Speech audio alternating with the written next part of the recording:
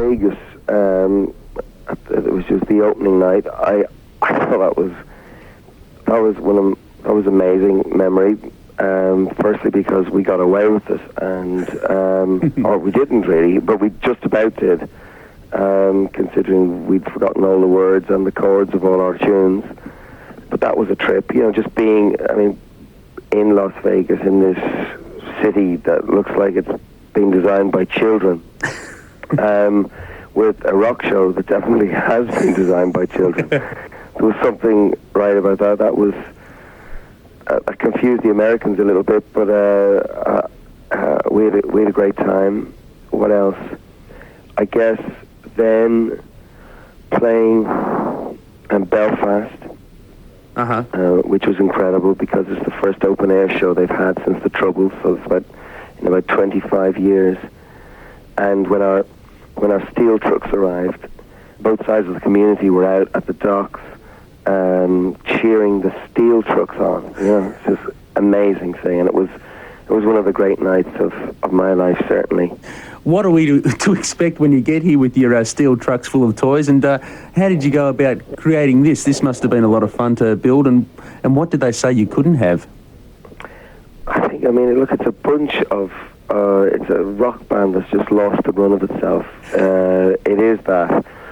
But, if you're going to play these big places, you've really got to make it an extraordinary night out. You have to do something fresh, and I think people have gone past the stage where they want to come out to see a show, stand in the back of a field, relive the 70s, and sort of hear a rock band and sort of see them, and this is a very different experience. I think it's very democratic in that everyone, from the people at the back to the people at the front, gets something special. When you did Zoo TV and Zooropa, the use of technology there was both stunning, clever, and incredibly incisive. How do you move on from that and do something different? Because that was like taking it to the top of the mountain as it was. Francis, we are going to get on. I think I'm glad. It's great in looking back on Zoo TV. People have been very, very good about it, and it's got a lot of respect from all around. But at the time, it was fairly scary putting Zoo TV together, and holding it together must have been bloody scary too. and I suppose holding it together, and it would have felt too predictable to strip it all down and just play the local halls. So we said, we wanted to see if we could top Zoo TV, and I honestly don't know if we can do it again, but we certainly have done with Popmart. It's amazing because it seems to have been one of the themes of you two right throughout your career, that second best has never been good enough and there is no going back, and it's basically, well, we've climbed one mountain onto a bigger mountain. There's something, as soon as you know what you're doing, as soon as a band, or I don't know, I'm sure it's the same for any kind of artist or a filmmaker or anybody, when you know what you're doing, it's over, and I think it's very important for you to always stay a little bit out of our depth, and we certainly pulled that off with the last year. But that's where the thrill is. Your thrill is in wondering if you can pull it off, and wondering how far you can take the people who've been buying your records and coming to your concerts. And I think that's the deal we have with our audience. There is a kind of deal there that's about respect and about us not taking the easy way out, and in return, I guess we've been given a very good life, and thanks very much. Rock and roll.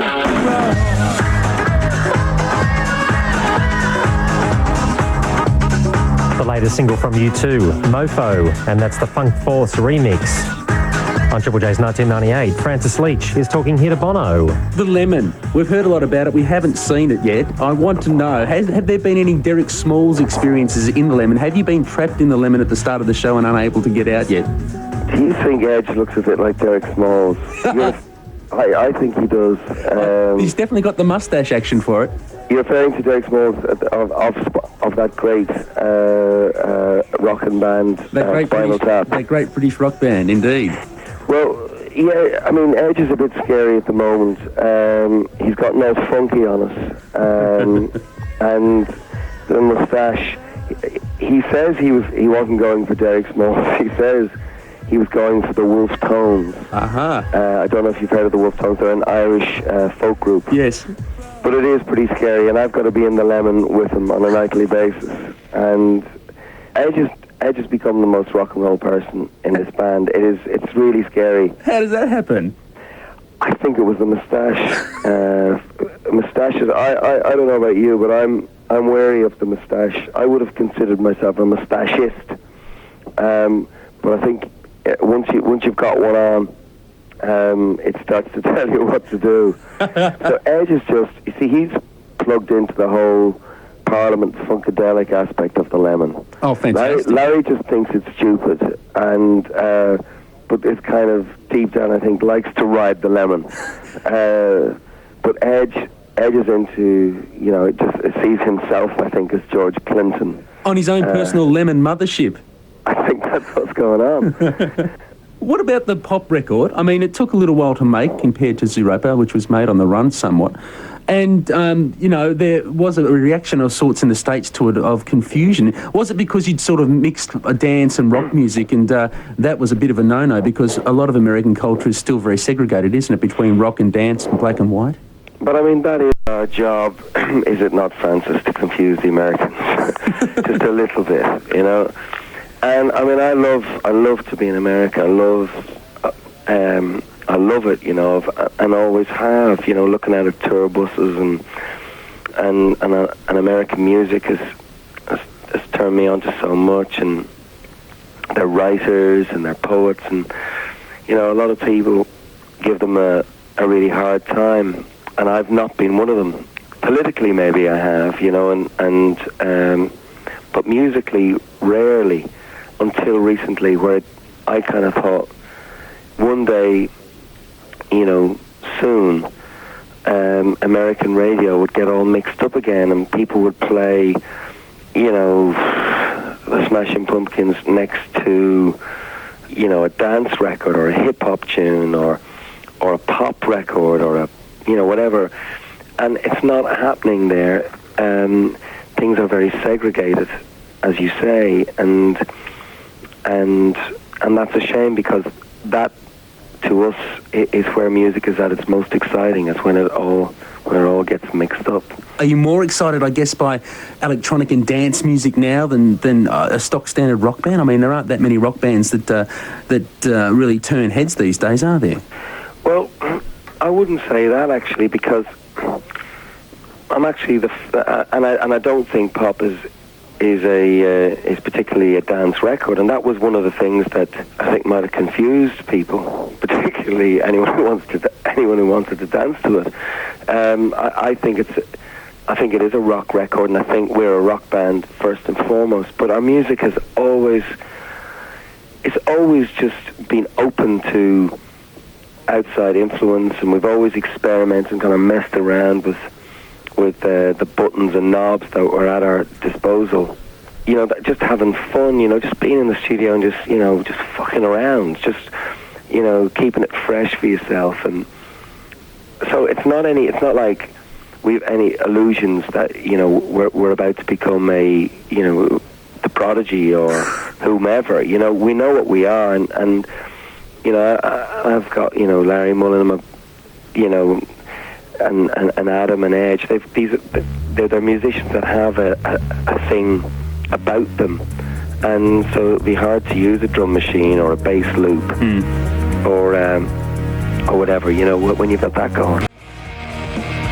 It's amazing that the four of you have remained together the way you have, and obviously the relationship changes over the time. But I'm just wondering, when you look back from the days that you first joined you two, when you answered Larry's ad on the pinboard at school, how have things changed, and what is the synergy between the four of you that means that you're still so creative with your work? I don't really understand.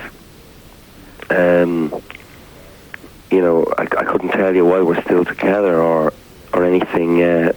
I think we're still making our best work. I think we've got, even if sometimes it isn't fully focused or realised, you just get a sense that any minute, we can really hit it. And once that goes away, I think that would be the end of the group. As far as the way it works, it does kind of change on a yearly basis. I think Adam's become, I don't know, he was the manager of the group years ago. Yeah. He got his name printed up on little cards. And handed them around to people like Phil Lynott. He did. He really did. When he was like 16 and he was broke. I don't know where he got the cash. And probably best not to know. And then he kind of, maybe. Then he kind of went off a bit there for a while, and he was out in the ether. But he's very much kind of with us again and running things. He's very excited about what's going on in music, and I keep getting CDs put under my door and stuff to listen. And he's actually just done a version on his own of the theme from the Avengers, which is what he did with Howie B and John Hassel. It's amazing, and so he's kind of really up at the moment. I can just imagine him sliding these CDs under your door like, this is your homework, Bono, go and listen to this. Well, he does. I mean, he just listens all the time to music. He lives in he's got the biggest blaster on the road, and he's the one that gets all the complaints from the neighbours, and there's always that kind of going on. Even though he's dry now, there's still always, a great party to be had around him and around his music. Edge is, I don't know what Edge is, as I told you, is just he's gotten very rock and roll, he's gotten very funky, he's having a lot of fun, and I'm kind of hoping that he's fallen in love with guitar again. He seems to be, he's asked for a guitar in his hotel room, which I don't think he's done for many years. He used to only take it out on formal occasions. And so something's going on there. Larry's, I don't know, the conscience of the group, I think. He's very true to our original aspirations. And I think of him, years and years ago, he used to, when he was like 15 or whatever, I remember he used to ask me all the time, Bono, are you sure we're not in a punk band? We're not in a punk band, are we? And I'd say, I don't think so. No, we're not. It's not a punk band. And he'd say, what's all this stuff about the drain pipe jeans and you're all cutting your hair and stuff? And I'd say, well, I don't know. I just don't. And he'd turn up in flares for our photo shoot, and he'd still look fucking, $1 million. The business. But so he's still asking those kind of hard questions. You don't let. That's his job. He doesn't let you get away with much by the sound of it.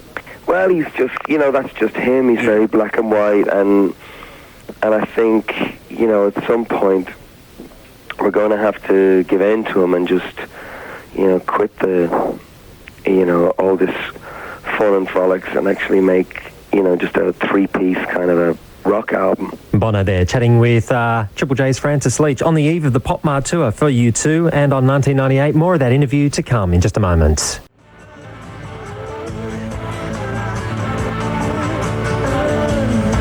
I'm wondering when you first got your calling to be, in a band, because people get turned on to music at very specific times, and many of us remember that moment in our lives where that music is your calling. What was it for you?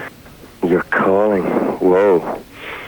There's an amazing statue of Jesus here in Rio. Yeah. It's right up on the hill, and it's quite something really, because at the foot of Christ is the biggest favela in Rio. Favela are like the ghettos, the favelas, and the police don't go in there, and it's really heavy. But the curious thing is that in Rio, the poor live on the hill and the rich live in the valley. And right up at the top of this just gigantic statue of Christ, which is mind-blowing. And we were flash bastarding it in a helicopter out to the concert last night, and we had some stunt pilot flying us who was showing off. And anyway, he started to fly up around this statue like a round head of Christ, and under the arms, and back up till we were facing the eyes of Christ. And we were just sitting there and just looking into the eyes of this statue of Jesus. And the statue just opened his mouth, and the statue said, "What are you lads on about?"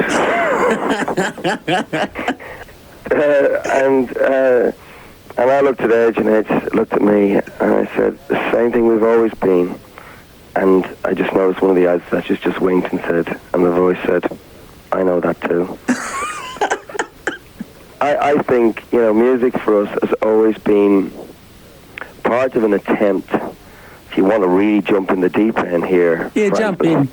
Let's go swimming in the deep end. Right. It's always been like part of an attempt to live in the three worlds that are taboo in our country, in Ireland. In Ireland, the three subjects you're not allowed to talk about are sex, religion, and politics. Mm-hmm. And there you have you two right there. Doing it loud and proud. And that's, that was it. And that still is it. And some records we go into one of those areas more than the others, but I think that was always the original inspiration for being in U2, is to see if we could get away with mixing our metaphors. With the song Wake Up Dead Man, it's probably the most direct reference you've made to religion in a while. And I know that you don't like to talk publicly about your faith, but is it still a cornerstone of your worldview? I mean, is faith still, at the heart and soul of what Bono is? Well, I haven't the foggiest what Bono is, and I really haven't. And if I knew who I was, I probably wouldn't be a writer or a musician or in a rock band, because people of sound mind would tend to other jobs. I don't talk about my faith because, again, it's a very private thing, and you don't want to bore the arse off people. But it is a very important part of my life, and something that evolves. I haven't figured out how to live the life or anything. I'm too weak. I wasn't brought up in a particularly religious environment, and I don't like religion very much. I think religion is what happens when God has left the building myself. But I'd like to think of myself, but I can't even say it because I feel I'm such a bad example. I would like to think of myself as a Christian. That's what I aspire to be. Every musician needs, you need to, like when you hear one note in your head and you have faith that you hear the next, then you hear the third note, then you hear the fourth, then the tune comes. So if you're a musician, or if you ask Miles Davis, he's going to tell you it's faith. And a lot of the musicians that turn me on, whether it's Bob Marley or Marvin Gaye, are in the same boat. But I haven't, I'm not a good example or anything. In fact, as we speak, I can hear the door ring, and it's one of my oldest friends. He's a painter called Googie, who we grew up together, and he's over in Rio, and he's going to take me out on a very, very long night. And faith of a very different kind. Well, I don't know. I have faith that I'll make it home. So do I. I'm sure you will.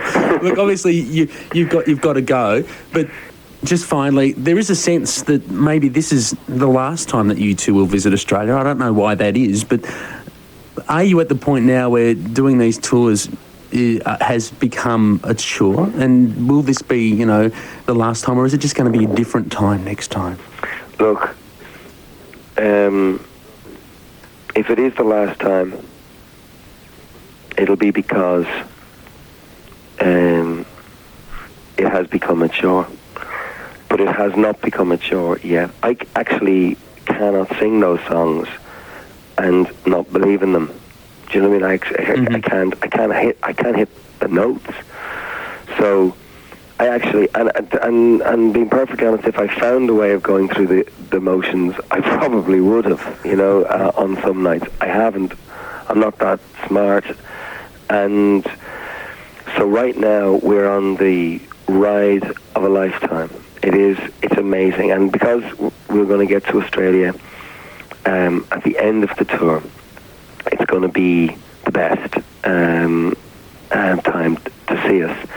As to the next record and the next and the possibility of touring again, we're going to have to wait and see. We always go into a record thinking this could be our last, and if we go into the studio next year and we put together, you know, some extraordinary tunes, and they'll have to be extraordinary, we're going to make a record, and we're going to make a great record. If we come into the studio and we don't, you'll never hear from us again.